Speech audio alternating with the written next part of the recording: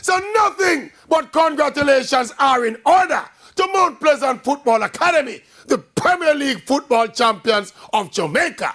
That chapter in local football history has been written. The first team from St. Anne to win the Premier League. The first Premier League title for Coach Theodore Tapper Whitmore. And look, we have to mention the big subplot in this final, because Coach Whitmore actually won 2 trophies last night.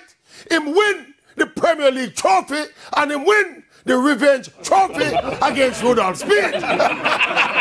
That aside, my big takeaway from the final, outside of who win or who lose, was the thousands and thousands of fans from every color, class and creed who turned out to a local Premier League game.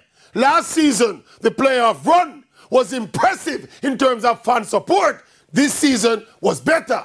And this turnout, plus the enthusiasm of the fans, proves what is possible with local football. The love is here. The passion is here. The football leaders have to just continue to make the right moves to keep the fire blazing. Keep the